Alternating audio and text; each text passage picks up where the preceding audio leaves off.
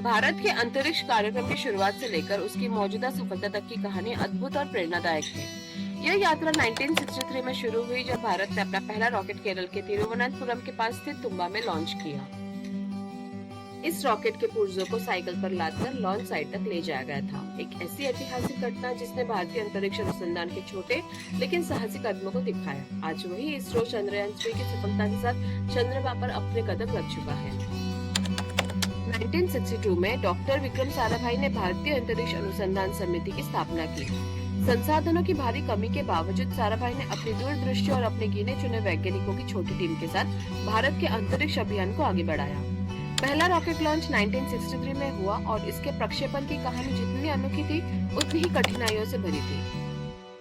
साराभाई गुजरात के बहुत बड़े टेक्सटाइल उद्योगपति अंबालाल साराभाई के बेटे थे, लेकिन उनकी पारिवारिक उद्योग धंधे से ज्यादा दिलचस्पी भौतिक विज्ञान में थी। विक्रम साराभाई कैम्ब्रिज यूनिवर्सिटी से पीएचडी करने के बाद भारत लौटे थे। उन्होंने अपने घर पर ही फिजिकल रिसर्च लैबोरेटरी की स्थापना की थी।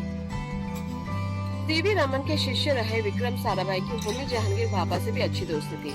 भाभा की सलाह पर भारत ने अपने अंतरिक्ष अभियान शुरू किया था और इस कार्यक्रम के सर्वे सर्वा बनाए गए थे doctor Vikram Sarabhai.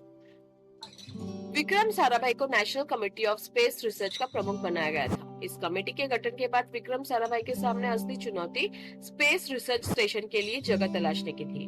Rocket projection के लिए जरूरी था कि जगह एकदम अलग थलग हो और इसमें मलबे के गिरने की आशंका भी थी, तो आबादी से दूर या समुद्र तट के पास होना चाहिए था। इसके लिए साराभाई ने एमआईटी से लौटे अपने छात्र ईवी चिटनिस को जगह तलाशने की जिम्मेदारी दी। उन्होंने कम से कम 200 जगहों की लिस्ट बनाई। फिर उन पर काफी काम करने के बाद 3 जगहों को शॉर्टलिस्ट किया गया। विक्रम भाई और होमी जहांगीर भाभा जिस पहली जगह की रेकी करने गए थे वह त्रिवेंद्रम और अलिपी के बीच की जगह थी तिरुवाती। वह काफी ह्यूमिडिटी थी और विक्रम साराभाई को वो जगह पसंद नहीं है। हालांकि 2 दिन तक उन लोगों ने उस जगह को देखा। दूसरी जगह के रूप में त्रिवेंद्रम से सटा थुबा था। यह जगह लोगों को पसंद आई। इसकी कई वजह थे। एक तो ये एयरपोर्ट के बहुत नजदीक था, आबादी बहुत ज्यादा नहीं थी, लेकिन मछुआर चर्च के आसपास ही रह रहे थे। थुम्बा उस समय एक मछुआरों का गांव था और वहाँ एक सेंट मैरी मैगडेलेन चर्च भी था जो रॉकेट प्रक्षेपण के लिए जगह की तलाश में बाधा बन रहा था।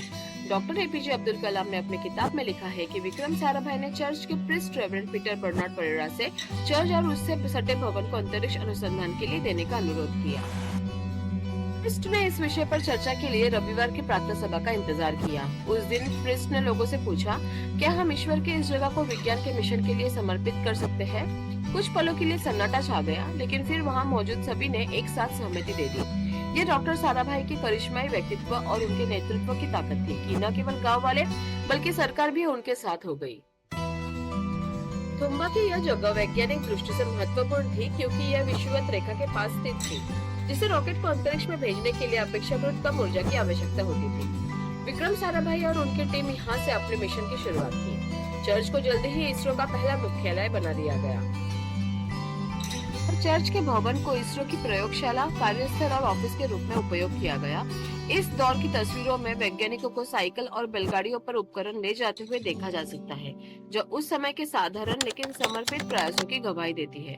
21 नवंबर 1963 को भारत ने अपना पहला रॉकेट सफलतापूर्वक लॉन्च किया। इस ऐतिहासिक क्षण के बाद थुम्बा का चर्च एक स्पेस म्यूजियम में बदल दिया गया, जहां भारत के अंतरिक्ष कार्यक्रम की शुरुआत और उसकी प्रगति की पूरी कहानी दिखाई गई है। इस म्यूजियम में छात्र और शोधकर्ता अक्सर आते हैं, जो भारत के अंतरिक्ष विज्ञान में योगदान की जानकारी प्राप्त करते हैं। विक्रम साराभाई के प्रयासों ने भारत को अंतरिक्ष में एक मजबूत आधार दिया। धीरे धीरे इसरो ने श्रीहरिकोटा में एक नए लॉन्च सेंटर की स्थापना की और अपने मिशनों को विस्तारित किया। आज ये संस्था भारत की वैश्विक पहचान का हिस्सा बन गई है और इसका योगदान चंद्रमा, मंगल और उससे भी आगे की खोज में अद्वितीय है। इसरो की ये कहानी केवल विज्ञान और तकनीकी विकास की नहीं है, बल्कि ये एक प्रेरक यात्रा है असंभव को संभव बनाने की। तो ये था इसरो की प्रेरणात्मक कहानी। अगर ये कहानी अच्छी लगी है तो प्लीज लाइक, शेयर और सब्सक्राइब जरूर कीजिए। आपका दिन मंगलमय।